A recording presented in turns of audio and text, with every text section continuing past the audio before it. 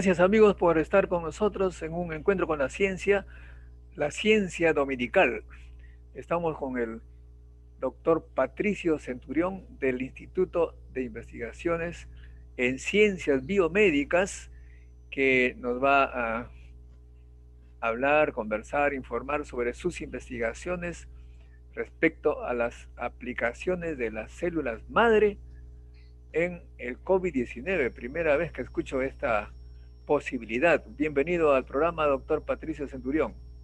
Muchas gracias. Gracias por la invitación y por la oportunidad de comunicar y compartir con todas las personas que nos asisten. En primer lugar, quería saber un poquito dónde usted se formó. Bueno, yo soy graduado en la Universidad de San Agustín de Arequipa y después hice 6 años de especialización, 2 años de posgrado en cirugía, 3 años de posgrado en cirugía general y 3 años de posgrado en cirugía plástica en el Brasil, en Río de Janeiro, en la escuela del profesor Ivo Pitangui. O sea que usted practica, tiene algún consultorio donde atiende. Sí, claro, atiendo aquí en Lima, ya desde hace 30 años vengo atendiendo aquí en Lima. Y bueno, y estoy vinculado siempre a la investigación hace muchos años y en este caso ya soy investigador del Instituto de Investigación en Ciencias Biomédicas de la Universidad Ricardo Palma, con quienes hemos desarrollado este protocolo, este proyecto para tratar el COVID. Bueno, o sea, enseña también usted en la Facultad de Medicina. Hago investigación, sí, hago investigación y estoy en contacto con los alumnos de pregrado. Muy bien. Dicho esto, entonces, un poquito, en primer lugar, para nuestros oyentes que no necesariamente son expertos, ¿qué cosa es una célula madre? La célula madre es conocida desde hace muchos años, inicialmente en el cordón umbilical. Todos recuerdan de que había la idea de guardar las células madre del cordón umbilical, porque eso podía de alguna manera permitir que esas células puedan ser útiles en el futuro de ese niño si tuviera alguna enfermedad. Las células madre son las células que pueden diferenciarse, o sea, pueden transformarse en diversos tejidos. Y en la actualidad se sabe que la mejor fuente de células madre es la grasa. Si bien existe la placenta, en el diente también existe en la médula ósea, hay varias fuentes de células madre, pero es fácil entender que la gran cantidad que se tiene en la grasa y la facilidad para obtenerlas ha hecho que estas células madre de la grasa sean las adecuadas, la fuente adecuada para la medicina regenerativa actual. Claro, o sea, de la célula madre puede salir casi todo dependiendo del proceso que uno haga en laboratorio, ¿no? Entonces, Exacto. mantener las células madre para un niño en el futuro efectivamente le podría servir para cualquier eventualidad. Bien, pero y en este caso del COVID, no es muy evidente Lo la que pasa es relación. que las células madre, como digo, no hay que saber que todos los tejidos humanos, todas las células del cuerpo humano tienen un botón de autodestrucción. ¿Me escucha? Sí, hubo un poquito de ¿Aló? interrupción, pero está bien. Ya. Entonces, todas las células tienen un botón de autodestrucción cuando el ambiente es adverso, cuando hay una infección, cuando hay un sangrado, cuando hay un trauma. Entonces, es importante que las células madre estén cerca a los lugares donde hay ese tejido afectado o lesionado. Cuando una célula madre está muriendo, perdón, cuando una célula de cualquier tejido, en este caso del pulmón, está siendo afectada por la presencia del virus, manda señales de auxilio. ¿Para qué? Para que permita las células madre llegar, recibir ese estímulo y transformarse en otras células iguales a las del tejido del pulmón. Para Entonces, reemplazar nuestra entonces, propuesta, para reemplazar los tejidos dañados. modalidad, exactamente, pero la diferencia de regenerar y regenerar con las células madres significa que vamos a tener el tejido con las condiciones y las propiedades fisiológicas exactamente iguales al nativo, al original.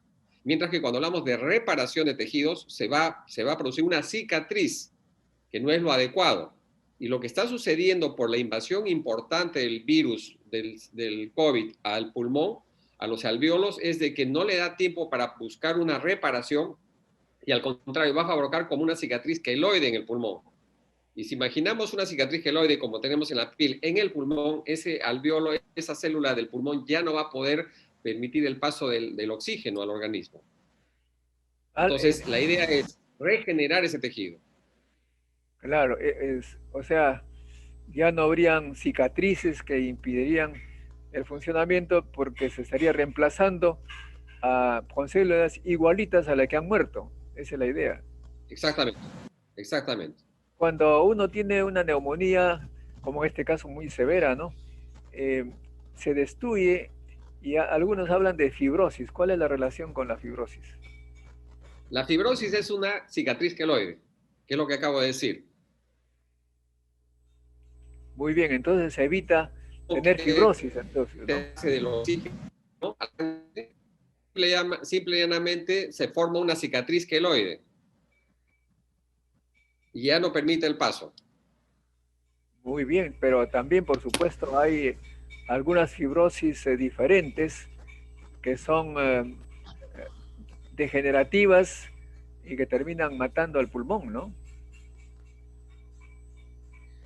Todas. Por eso es importante, en el pulmón existen algunas células madre, pero es tan fuerte la invasión del virus, tan fuerte la predilección del virus por el pulmón, que baja las defensas, o sea, ultrapasa la defensa del organismo, y por eso es importante que nosotros saquemos de una fuente como es la grasa, esas células madre, nosotros las estamos activando con la luz, que es un proceso que es el que nosotros hemos creado y desarrollado, y esas células madre activas, presentes, las estamos transfiriendo al pulmón a través de la circulación.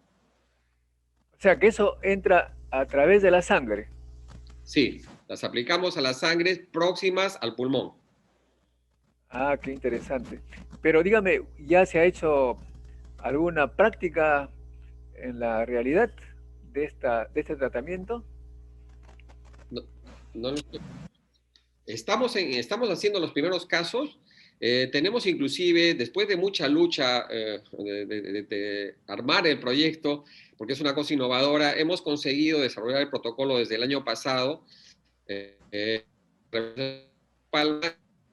ya estamos en conversación para poder hacer estas pruebas iniciales, o sea, un pequeño grupo, la prueba piloto que llamamos, tanto en el Hospital Militar Central o en el Hospital 2 de Mayo, aquí en el Perú. Entonces, ese sería un paso importante para nosotros poder demostrar que nuestra teoría y nuestra aplicación de este tratamiento funciona también en el COVID, como ya viene siendo aplicado en otras patologías, inclusive ya se están replicando fuera del país. Claro, imagino que cada vez que hay tejidos de alguna parte del cuerpo que están siendo amenazados, con esta técnica, la sangre nos lleva a las células madre y allí, como usted lo ha señalado, estarían reemplazando los tejidos en cualquier parte del cuerpo que están muriendo, digamos, ¿no? Esa es la idea. Ahora, Correcto, totalmente. y ahora, usted dice que ya se ha hecho en otros países algunas prácticas. ¿En qué casos, en qué enfermedades ha sido aplicada la Hemos hecho, técnica? bueno, mi técnica yo la vengo compartiendo con los colegas brasileños porque tengo bastante investigación con las universidades en Brasil también, pero acá en el Perú también venimos aplicándola ya en enfermedades degenerativas de las articulaciones, como es a nivel de rodillas, a nivel de columna, a nivel de manos, a nivel de caderas. Ya estamos regenerando estos tejidos. En lesiones de tendones, de ligamentos, también se está regenerando, ya lo hemos aplicado, pero inclusive se está utilizando en el tratamiento de quemados, en el pie diabético también, que son lesiones difíciles, que son tratamientos difíciles de encontrar, que estamos consiguiendo buenos resultados. En traumas también, ¿no? Y actualmente ya hemos aplicado en algunos casos a nivel de fístulas gástricas por cirugía bariátrica para tratar de regenerar ese tejido. O sea, las múltiples aplicaciones, inclusive fístulas anales también, que es una enfermedad, que es una patología con difícil tratamiento y resolución porque da una pésima calidad de vida a los pacientes, estamos ya próximos a poder hacer las primeras aplicaciones. Y estas enfermedades degenerativas como la artritis, la artrosis, ¿está hablando usted de eso? Sí, correcto, correcto. Pero lo que es importante, tenemos otro proyecto y otra teoría de que todas las enfermedades autoinmunes, o sea, estamos hablando de artritis, artrosis, enfermedades de fibromialgia, todas comienzan con el problema a nivel del intestino delgado. Nuestra endoscopia realizar en el intestino delgado para regenerar el intestino delgado, porque el intestino delgado es el que está afectado. Dejó de ser una barrera y es obviamente una puerta de entrada a muchas proteínas. O sea, eso es curioso. O sea, el intestino delgado entonces sería el, el lugar por donde empezarían todas las, bueno, esas enfermedades que usted señala. Bueno, entonces, a ver, vamos a ver. Voy a cambiarme de lugar. Creo que acabo de tener mejor señal. Acá debemos escucharnos mejor. Muy bien. ¿Me escucha? Decía, a ver, vamos a ver un poco. Los intestinos delgados están en el origen de varias enfermedades. Explíqueme usted, por favor, con más detalle para comprender esa parte. Lo que pasa es que el intestino delgado es la puerta de entrada de todos los alimentos para nuestro organismo. Pero lamentablemente la industrialización de los alimentos, ponerle pesticidas, ponerle antibióticos, ponerle transgénicos, hay muchos elementos que se ponen, inclusive el azúcar se ofrece muy refinada para los niños. Entonces, ¿qué es lo que pasa cuando llega al intestino delgado? Simplemente eso afecta la función del intestino delgado y el intestino delgado comienza a atrofiarse. Pero atrofiarse significa que deja de funcionar, pero a la vez hay un aumento de la permeabilidad. Entonces, sabemos que el intestino es una barrera intestinal, deja de ser una barrera intestinal. Entonces, algunos alimentos sin procesar van a ingresar directamente a la circulación. Y como es una proteína extraña al cuerpo, si se ubica en la rodilla, el organismo la detecta como extraña y comienza a atacar la rodilla. En el caso del autismo también tenemos esa teoría, porque los autistas también tienen un problema de una inflamación crónica de todo el intestino delgado. Entonces, todos los cambios de dieta, por ejemplo, en los niños autistas, mejoran el comportamiento de los niños, porque debe haber algunos alimentos que son más tóxicos, que llegan al cerebro y obviamente provocan una irritabilidad del sistema nervioso central. Entonces, lo ideal es reparar el intestino delgado. Sabemos que hay una conexión, es el segundo cerebro, lo que se llama en la actualidad el intestino, porque tiene muchas conexiones nerviosas con el sistema nervioso central. Entonces, estamos abocando nuestra preocupación al intestino delgado como un factor importantísimo para regenerar ese tejido y mejorar las condiciones generales de los pacientes. Acá nuestros colaboradores de cienciaperú.tv han parado la oreja y están escuchándolo con mucha atención. Esto de que el intestino delgado es el segundo cerebro del, del ser humano es lo que se ha escuchado aquí en nuestros ambientes, pero no teníamos claro qué tan importante era esta situación. Hay una serie de enfermedades que tienen que ver con el sistema inmune, ¿no? Eh, y, por ejemplo, usted ha escuchado hablar, seguro, obviamente, conoce el tema de la psoriasis.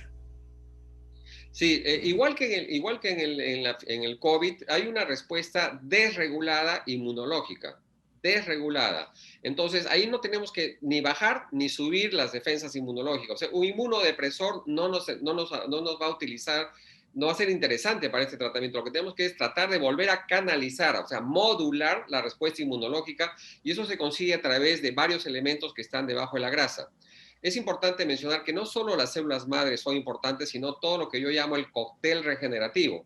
Porque debajo de la piel, en la grasa, tenemos un cóctel regenerativo de muchos elementos, como los exosomas, las citoquinas, los factores de crecimiento, las células madre también, que son parte y están todas en una proporción y en una concentración adecuada para regenerar.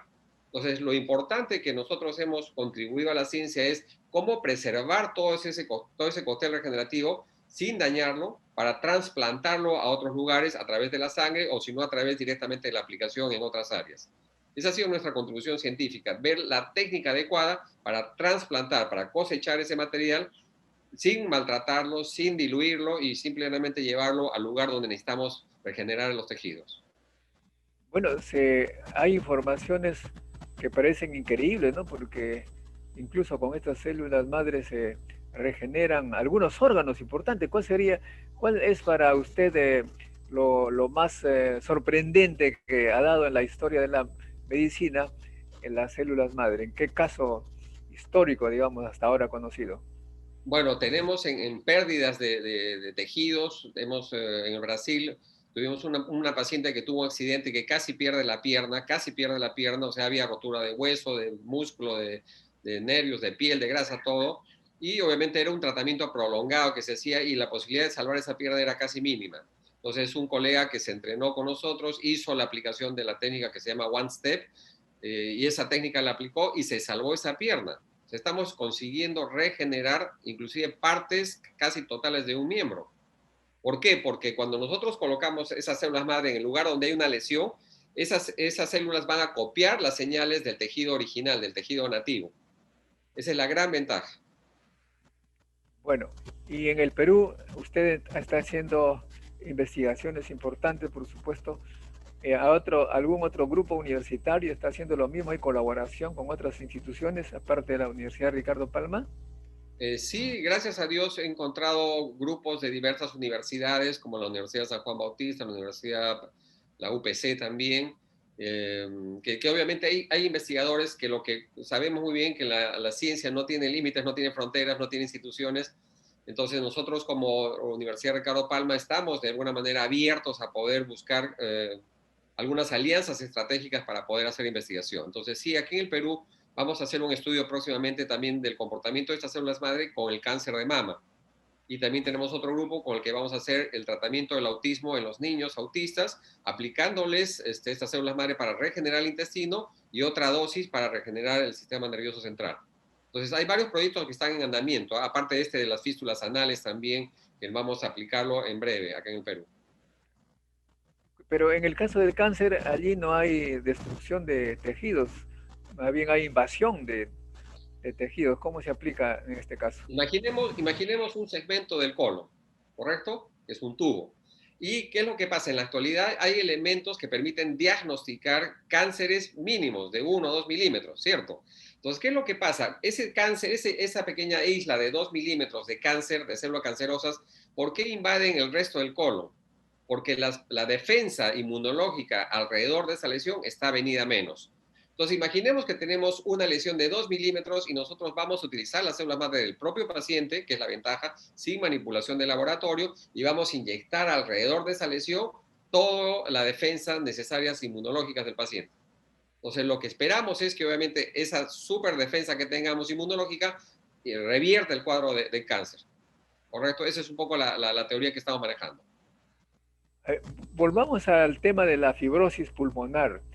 Yo he leído, de repente me equivoque, pero que la fibrosis es una cosa degenerativa prácticamente sin solución.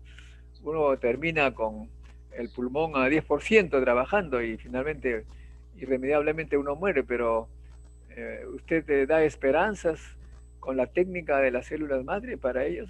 Sí, porque como digo, todo proceso degenerativo se puede revertir con las células madre que son regenerativas. Entonces, y es importante porque cuando hicimos este proyecto el año pasado, ¿qué es lo que vimos? Queríamos evitar la fibrosis pulmonar de los pacientes que ingresaban hospitalizados a cualquier centro de salud. Pero en la actualidad, ya estamos en una segunda y posiblemente sea una tercera ola, sabemos que hasta el 85% de las personas que han tenido un cuadro de COVID suave, moderado, que no han llegado a cuidados intensivos, van a quedar con una secuela de una fibrosis pulmonar, entre un 10 a un 30%. Eso significa que su pulmón va a trabajar 20-30% a menos, y en 5 años eso va a afectar obviamente la función de otros órganos. Entonces, ya hemos visto de que para los pacientes que ya pasaron la enfermedad de COVID y quedan con una secuela, a ellos se les puede revertir por la presencia de las células madre esa insuficiencia respiratoria y mejorar el cuadro y el pronóstico de vida también. Entonces, para los pacientes que ya se han recuperado, pero que han quedado con esa secuela, este tratamiento es el adecuado. Como digo, la capacidad que tiene el tejido regenerativo es amplia y con el tiempo les puedo asegurar de que ya no va a haber necesidad de trasplantes de órganos. No, no, sí, eso yo entendí. Me refería a los cuadros de fibrosis que tienen origen desconocido. De repente a un paciente normal le da fibrosis por alguna razón, ¿no? Y dicen los médicos, esto es irreversible, va a terminar mal. Ahí también se podría aplicar, Sí, no, no del COVID, no del ya hay COVID, ¿ah? estudios. Ya la fibrosis idiopática, que es una enfermedad, como usted la describe bien, que es una fibrosis del pulmón iniciada con una neumonía que tiene diversos orígenes, sí ya está probado de que las células madre se están utilizando para revertir esos cuadros. Eso ya está probado. La gran diferencia que nosotros hemos hecho, que se ha utilizado células madre de diversos orígenes, y en los estudios que ya se han realizado en otros países, utilizan las células madre de la médula ósea. que es mucho menos concentración, es mucho menos el volumen y encima provoca mucho trauma llegar al hueso para sacar esas células madre. Nosotros estamos desarrollando una técnica mínimamente invasiva con más efectividad y con mayor poder inmunológico comparado a las células que antiguamente se utilizaban. Esa es la gran diferencia, el gran avance que hemos creado como grupo peruano. Ahora, el tema de la investigación de la Universidad Ricardo Palma, ¿ustedes reciben algún financiamiento del Estado peruano? Por el momento no. ¿No han aplicado al CONCITEC que ofrece? Sí, sí, pero la verdad que no vemos el apoyo. Lo que falta aquí en el Perú son promotores de ciencia.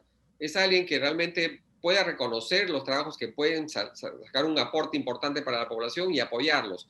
Aquí lamentablemente lo que tenemos es mucha obstrucción. Todo es burocracia, burocracia, burocracia y la verdad que eso no favorece la ciencia ni a la investigación acá en el Perú. La gente se queja de que no hay innovación, pero ¿cuántas personas hay investigadoras que conozco que no reciben ningún tipo de apoyo? Al contrario, obstáculos como siempre, ¿no? Falta dinero también, pero también se habla de las normas para hacer investigaciones biomédicas. A propósito, el tratamiento que ustedes hacen también debería requerir algún respeto de las normas de estudios epidemiológicos o algo parecido. Tenemos comités de éticas con los que nosotros sometemos nuestros trabajos y eso es lo que nos permite decir efectivamente lo que ustedes van a hacer va a ser en beneficio de la población y eso ya lo tenemos obviamente. Pero lamentablemente las autoridades que han sido parte del comité COVID no conocen el tema de las células madre. Ellos conocen, igual que la otra institución que forma parte de estas evaluaciones es el de GEMIT. Sin embargo, ellos no conocen el tema de células madre, o conocen fármacos o conocen tecnología. Nosotros no somos ni fármacos ni tecnología, es un producto son biomateriales. Entonces, lamentablemente, la falta de conocimiento hace que nosotros no podamos avanzar. Pero gracias a Dios, en otros países como Brasil, inclusive de Bolivia, me han llamado también colegas para tratar de implementar esta técnica para tratar de combatir el COVID. Ahora, hablando un poquito del COVID, regresando al COVID, eh, ¿cómo ve usted la evolución en nuestro país y la forma como el gobierno está tratando el tema? Bueno, creo que no hay que ser sabio para darse cuenta de que las cosas no han ido bien, se han tomado decisiones que no han sido las más adecuadas, desde el uso del tipo de test que se tenía que hacer para ver si la persona podía estar infectada o no, el material de las mascarillas. Ha habido muchos bemoles que lamentablemente creo que es por falta de decisión política, porque yo creo que el bienestar de los peruanos debe ser en primer lugar, pero hemos visto que esta epidemia de alguna manera ha exacerbado las energías negativas de muchas personas que especulan con el oxígeno, especulan con los materiales, especulan con los medicamentos y la información, cuando no debería ser así. Yo creo que es un momento de cambio en el mundo. Si no aprovechamos los peruanos esta pandemia para poder cambiar y definitivamente pensar en hacer cosas en conjunto en beneficio de la comunidad, vamos a seguir siempre perdiendo, ¿no? Pero hay, pues, parece una falta en la política de educación también. Da la impresión que la gente no comprendiera estos procesos y como producto de la ignorancia hace cosas a favor del COVID, o sea, parece que fueran aliados del COVID. Por Es que ejemplo, hubo un mensaje errado del gobierno. Cuando salieron al inicio con la primera ola, decían, cuidado con las personas de más de 60 años y que tienen comorbilidades.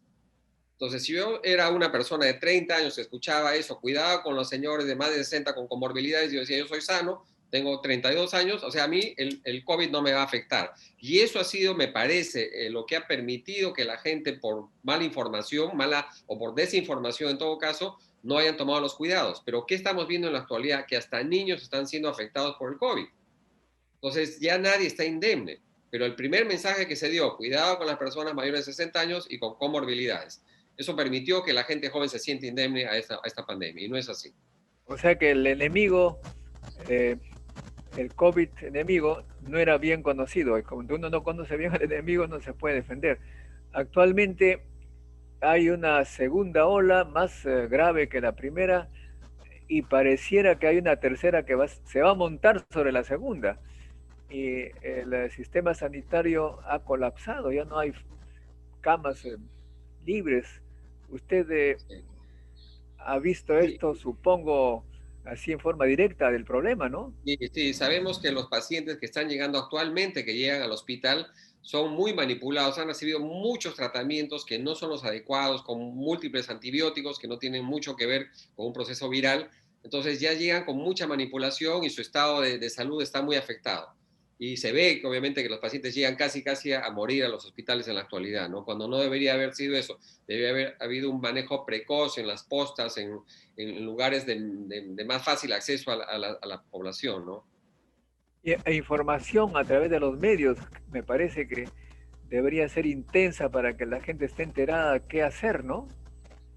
Sí, pero como digo, hay mucha desinformación, porque hay mucha gente que está lucrando con esta desinformación, ¿no? Y eso se ve en las especulaciones que estamos viendo en nuestro pueblo, ¿no? Que la gente está muriéndose por falta de oxígeno. Es increíble pensar eso que está sucediendo en el siglo XXI, ¿no? Que ya no es tanto el COVID y el tratamiento, sino la falta de oxígeno, que es lo mínimo que debería haber en cualquier hospital, ¿no? Usted sabe como médico que en la humanidad, en la historia, ha habido pues epidemias y pandemias muy graves que han matado, me parece incluso más de lo que está ahora matando el COVID, ¿no?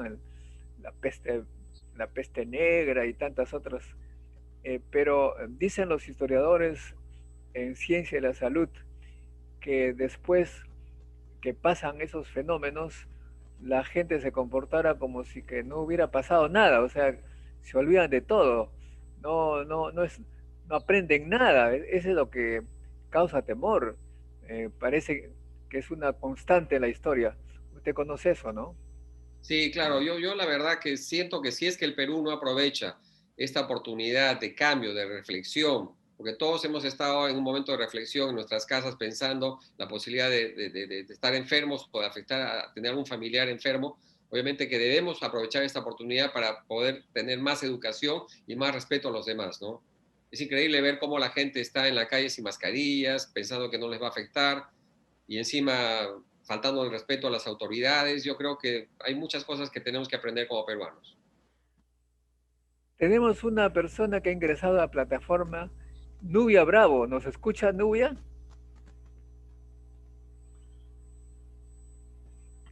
Parece que tiene el nombre. ¿Usted es Nubia Bravo? Ponga su audio, ¿Cómo por está, favor. doctor? Buenos días. Sí, Ya, cambio. ¿perdón? Voy a hacer justamente el cambio del nombre. Ah, así, porque ya lo iba a anular, ¿ah? A veces entra gente a causar problemas, a burlarse.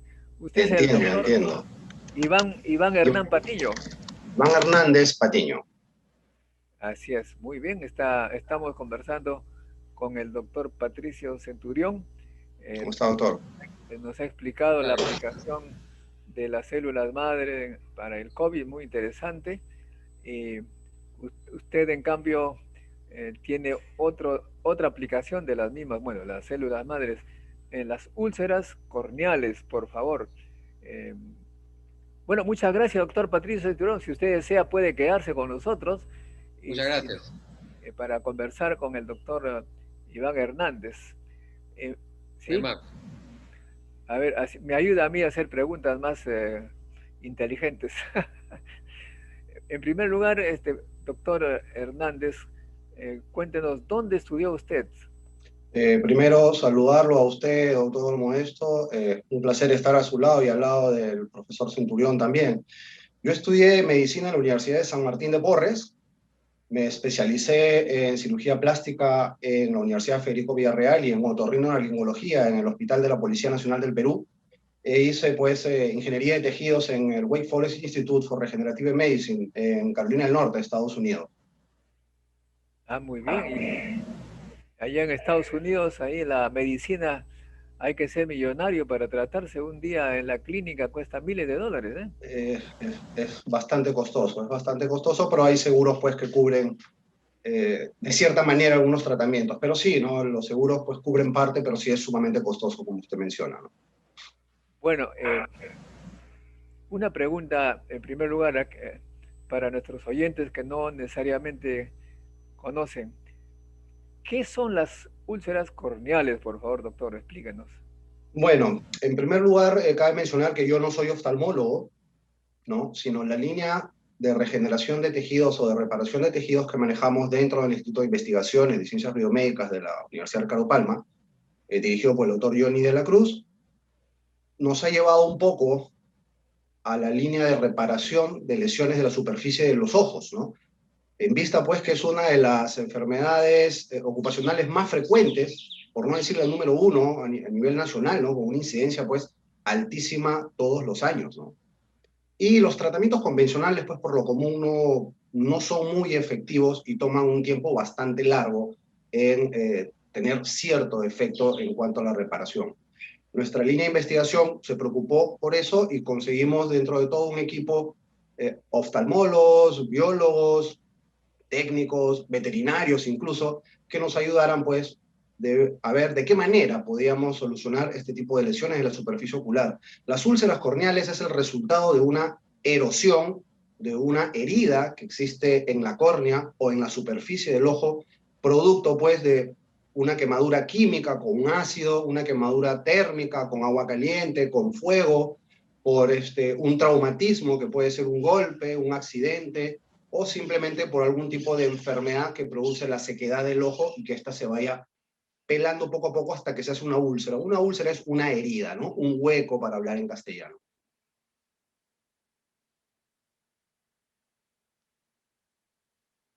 No lo escucho, doctor. Las células madre, ¿cómo es que ayudan?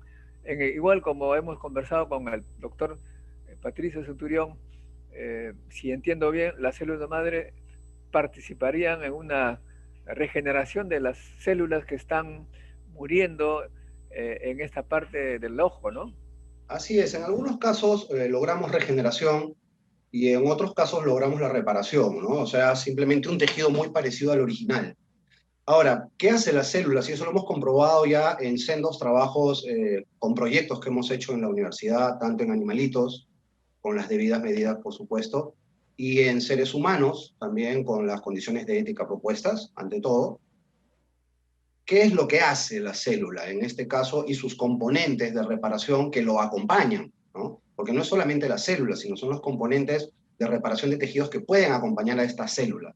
La célula madre, como seguro ya explicó el doctor Centurión, tiene una capacidad de mimetizarse, ¿no? Por eso se llama célula madre, porque da una serie de hijas que son las diferentes células del organismo, para que me entiendan. O sea, una célula madre puede dar, salvando las distancias, por supuesto, puede dar células de tejido nervioso, células de hígado, células de corazón, células de piel, células de músculo, células de grasa. Son diferentes tipos de células.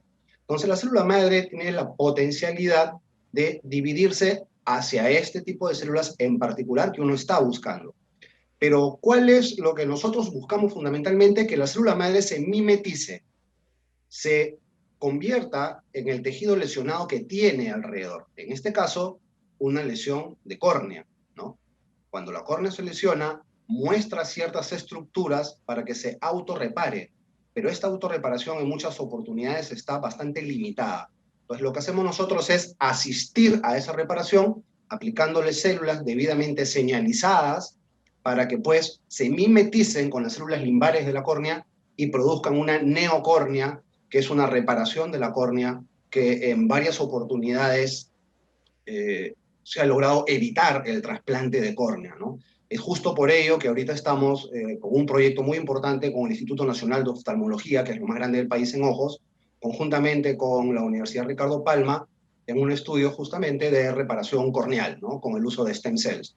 Está involucrado el instituto, está involucrada la universidad y está involucrado varios laboratorios y centros donde se va a trabajar todas las muestras de manera profesional, con conteo de células madres, con estudio histológico y con un seguimiento pues estricto por especialistas en oftalmología de los resultados, ¿no? Ahora bien, las células madres, ¿podrías explicar, por favor, en el embrión, cuando se forma la primera célula que va a dar lugar a un ser humano, siempre ha sorprendido la manera como estas células comienzan a diferenciarse, ¿no? Formando tejido diferente. Al inicio aparentemente es una célula única, pero luego se diferencia, se comienzan a formar órganos diferentes, etc. es una cosa extraordinaria. ¿Cómo usted explicaría a la gente como el que habla, que no conoce la parte médica, esa milagrosa, extraordinaria forma de diferenciarse? Así es, cuando uno habla de células madre, entre médicos podemos entender quizá con mucho más facilidad, pero para la población en general, que no tiene nada que ver con la medicina, piensa que la célula madre es magia. Uno ve incluso hasta cremas que dice células madre, y si lee la letra chiquita dice células madres de manzana, por ejemplo, ¿no? Y no es tanto así, ¿no? Hay diferentes niveles de célula madre. La más potente de todas, que da origen a todas y a cada una de las células de nuestro organismo, la única, es la célula madre embrionaria. Es la única. En países hay estudios autorizados con este tipo de células, y eso ya depende mucho pues de la condición ética de cada profesional y de cada institución en trabajar con embriones humanos, ¿no es cierto? Esta es la que da lugar a todas porque tienen esa codificación genética de autorreplicarse y formar cada célula de cada órgano y asimismo formar los propios órganos y sistemas que van a conformar un organismo humano a la larga, ¿no? En pocos meses, como comprenderá. Posterior a ello están las células madres adultas, ¿no? Que ya no son totipotenciales, o sea, que no tienen la capacidad de convertirse en cualquier célula. Las células con las que trabajamos son las células adultas, que las encontramos, como su nombre dice, en personas ya que han nacido, ¿ok? ¿Estamos de acuerdo? Y ya son mayores, porque tenemos la célula embrionaria, en primer lugar, en segundo lugar a las células de cordón umbilical, que también son células bastante puras, pero no son embrionarias. En tercer lugar tendríamos a las células madres adultas, pues que las obtenemos de médula ósea, fundamentalmente. Y en cuarto lugar a las células mesenquimales, que se obtienen tanto de médula ósea como de tejido graso, entre otros tejidos. La diferencia entre una y otra está en que la primera línea, que es la embrionaria, da a todas las demás. La segunda línea da a todas las demás, pero ya no da embrionarias. La tercera línea, que son las adultas, da mesenquimales y da todas las otras líneas, pero no va a dar ni embrionarias ni células de cordón umbilical. Y así vamos avanzando en linajes, ¿no? Cada célula es más especializada que la otra, y mientras más especializada es, más dificultad en que se convierta en otras células, que es lo que nosotros buscamos, ¿no? O sea que depende de eh, la enfermedad, el daño que uno tiene para escoger determinadas células madre. Entonces no podemos colocar cualquiera para cualquier enfermedad. Es una buena apreciación la que usted menciona. Si bien es cierto, no es tanto así, hay enfermedades que solo van a responder probablemente a células de cordón umbilical, ¿no? Como son pues enfermedades genéticas, problemas pues de la infancia, ¿no es cierto? Y segundo, incluso hay bancos de eso, ¿no? En el segundo lugar puede estar la célula madre adulta y la célula mesenquimal, que más que de qué tipo de célula utilizar, yo estaría más pensando en el tipo de lesión que se presenta para saber o para pensar en qué tipo de célula puedo utilizar para que me repare más rápido ese tejido, ¿no? Claro, lo extraordinario es que, como ha explicado el doctor Centurión, si uno introduce la célula madre y hay una especie de pedido de auxilio y estas células le dan lo necesario para regenerarse a la que están muriendo, pero eso significa de todas maneras que dependiendo del nivel de célula madre, tiene toda la información para hacer esa tarea. Y esa información obviamente es diferente si es adulta o embrionaria, ¿no? La embrionaria tendría prácticamente toda la información necesaria para cualquier cosa. Exacto. En teoría es así, ¿no? Yo doy un ejemplo siempre muy sencillo, ¿no? Si yo tengo una lesión, por ejemplo, en la piel o cualquier superficie epitelial, como es, por ejemplo, el ojito, yo utilizo células madre adultas que dentro del linaje de células que me da de sangre, células de inmunidad, me va a dar también piel. Y eso ya está estudiado, ¿ok? Pero si yo voy a trabajar, por ejemplo, en una artrosis de rodilla, donde lo que tengo que reparar de alguna manera, y entiéndase por reparar, no en volver a formar todo un cartílago de nuevo, porque no es así, sino a reparar todo el aparato de una rodilla, que incluye pues cartílago, tendones, las cápsulas articulares para que esa persona pueda volver a caminar mejor, voy a utilizar células mesenquimales. células del tejido graso, porque si yo utilizara de médula del esternón, pues lamentablemente primero tienen que dividirse a células mesenquimales y después tienen que dividirse a las células que tienen que reparar, ¿no? Entonces estaría perdiendo tiempo, ¿no? Pudiendo ingresar de frente con células mesenquimales, ¿no? Entonces depende mucho del tipo de lesión para saber qué tipo o qué linaje celular utilizar en cada momento. Bueno, eso nos lleva un poquito al tema de la clonación. Hay algunos científicos que están convencidísimos que alguien ya ha hecho una clonación humana, pero que no se informa por motivos obvios, ¿no? ¿Usted cuál es su sentimiento al respecto? Eh, Desde mi punto de vista ético, no debería darse, pero Claro, la ciencia avanza a pasos agigantados y siempre hay alguien pues que salta un poco la valla y definitivamente deben haber humanos clonados, por supuesto que sí, pero si me pide mi opinión, a mí particularmente no me parece ético en lo absoluto. bueno, y respecto al tipo de ética que estamos hablando, ahora a raíz de la pandemia hemos tenido graves problemas de ética en el Perú, ¿no? Lamentablemente, los libros y las cátedras a nivel mundial sobre la ética ya no van a tocar solo lo que se hablaba antes, ¿no? De los diferentes sucesos en todas partes del mundo, sino también van a incluir, pues, a este nefasto episodio que hemos pasado, pues, todos los peruanos, ¿no? Como ejemplo de qué es lo que no se debe hacer en ética. O sea que el Perú va a hacer un caso de estudio. El Perú ya va a salir en los libros y en las cátedras del mundo, como ya está saliendo en diferentes revistas indizadas importantes a nivel mundial, como Nature, por ejemplo, sobre qué es lo que no se debe hacer en ciencia. Miren este caso que ha sucedido en Perú. Nunca hagan esto. Bueno, Es lamentable, ¿no? eh, bueno, es muy complicado juzgar a la gente. También hay un candidato que se ha ido a Estados Unidos y ha dicho, bueno, no le he quitado ni una vacuna a los compatriotas. Eh, igual, o sea, prácticamente la ética en nuestro país está siendo bastante cuestionada. Bueno, en fin, es la política. Ahora, hablando de la política de ciencia y tecnología, como conversábamos con el doctor Centurión, eh, no sé si el doctor Centurión podría regresar a la conversación para tratar este tema tan importante de la investigación científica. Nosotros somos testigos y víctimas también de la falta de ciencia avanzada en el país, ¿no? Tenemos que comprar todo, tenemos que comprar vacunas, las pruebas, camas UCI.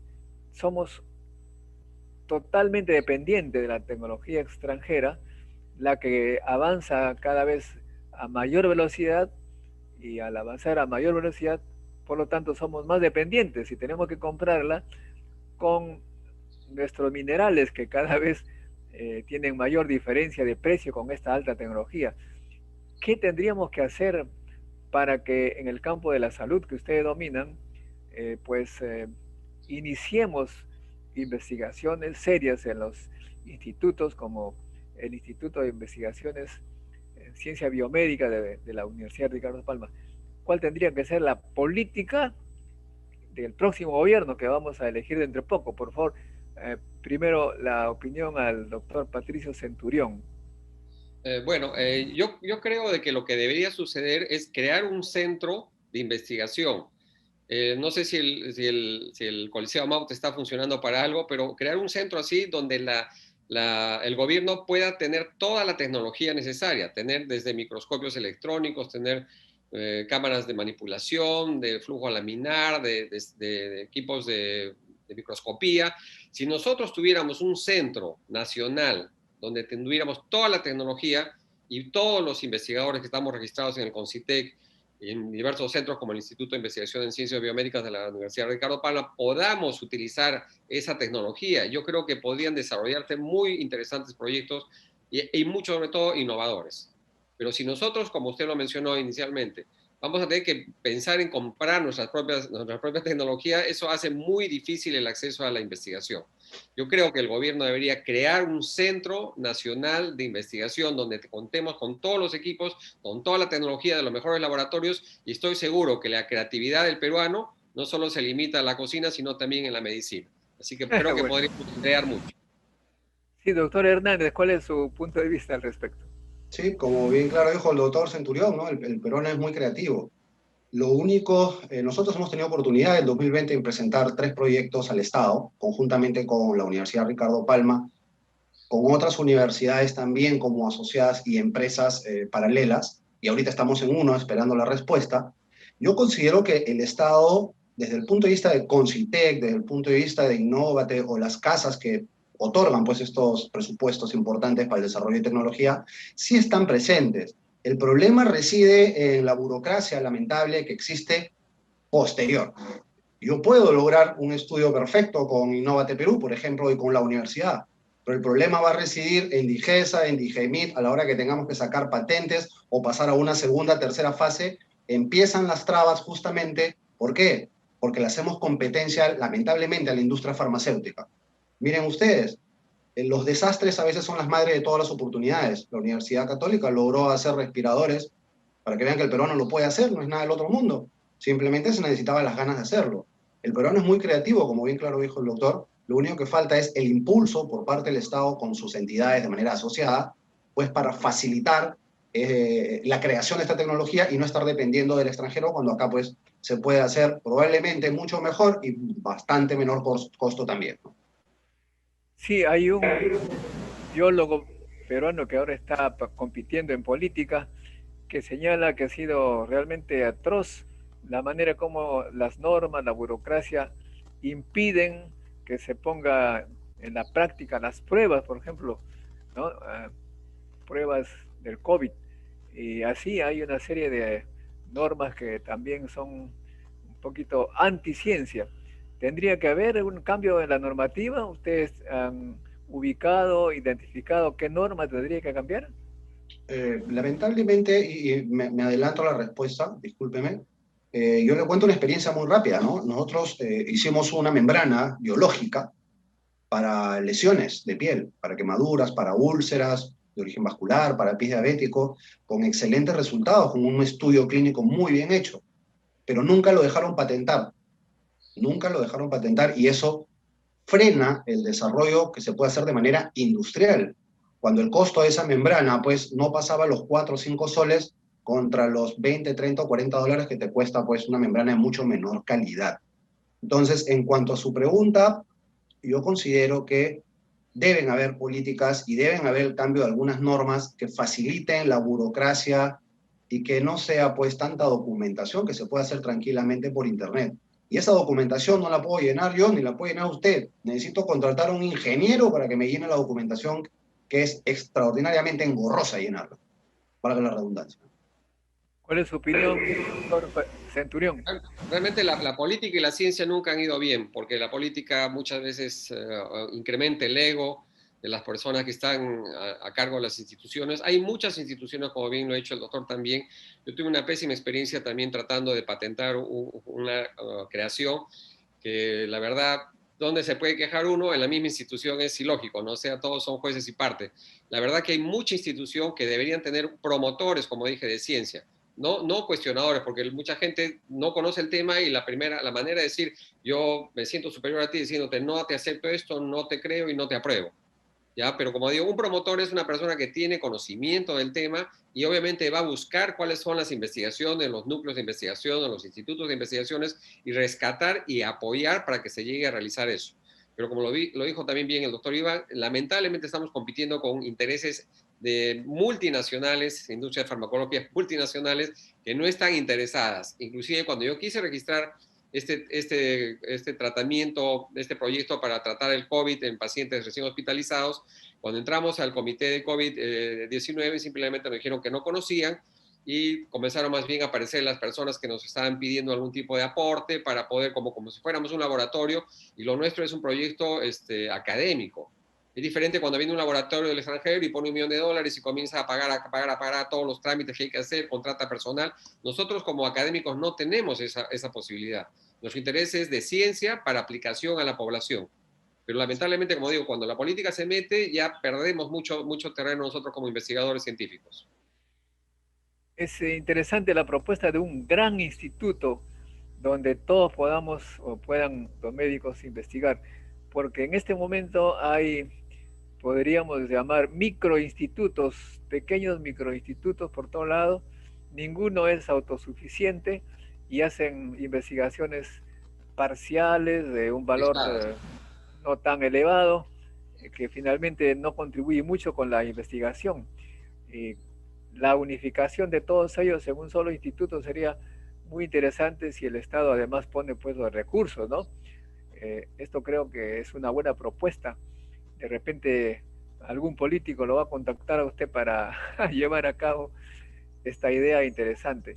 Ahora bien, ustedes veo que son cirujanos plásticos, ambos. También.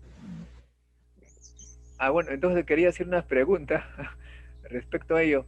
La vez pasada me corté el dedo por la pandemia, empezó, entonces comencé a lavar las cosas, pues no había nadie que me ayude y me corté el dedo un poquito.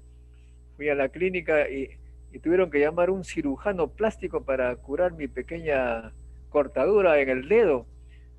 ¿Es necesario un cirujano plástico para un dedito? ¿Cuál es la razón? Bueno, nosotros estamos preocupados en la parte no solo reparadora como estética también, ¿no? Entonces el acabado de nuestro trabajo es hasta perfecto, hasta el último punto, como se dice. No es como en otras especialidades que se hacen cirugías de abdomen o cirugías ginecológicas y después el médico sale, el principal, y deja al asistente para que cosa. Nosotros hasta el último punto tenemos que coserlo perfecto. Y ese es un poco su objetivo. Siempre que vamos a hacer un corte, tenemos que ver cómo vamos a dejar esa cicatriz.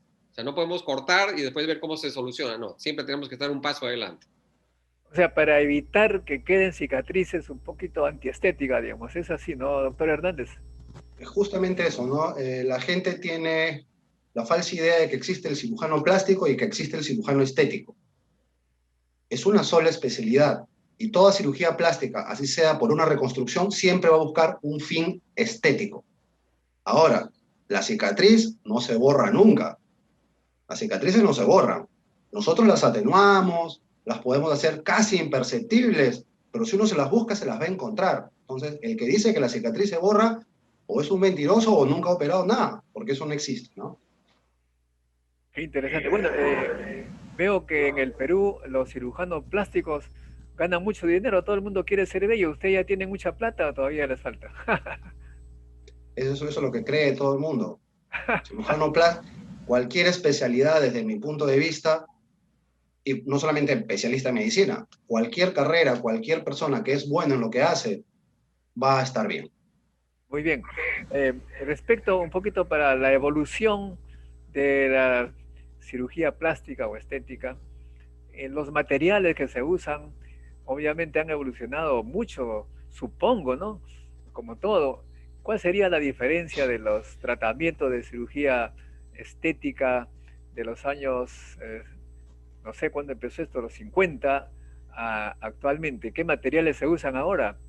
Por ejemplo, para cualquier modificación del rostro o del cuerpo. Bueno, en la actualidad, claro, lo que antes eran grandes incisiones, grandes cirujanos, ¿no? En la actualidad cada vez estamos cortando menos. Utilizamos técnicas que son obviamente técnicas ya publicadas, revisadas por nuestros pares, que permiten hacer menos agresión al paciente y restituir más la anatomía natural, evitar los excesos. Lo que pasa que en la actualidad, como bien lo dice el doctor, la gente, los millennials quieren resultados inmediatos de fama, de prestigio, y tanto el doctor Iván como yo, aparte de nuestra labor como cirujanos plásticos, somos investigadores, hemos invertido muchas horas y algún dinero hemos invertido en conseguir nuestros resultados, en investigar en tecnología, en laboratorios. Entonces, eso depende mucho del objetivo de cada persona, pero creo que ambos estamos en la línea de crear cosas nuevas para mejorar la calidad de vida de los pacientes, de los peruanos en general, ¿no? Sí, no, pero yo me refería a los materiales, cómo han cambiado los materiales. que Bueno, reemplazan.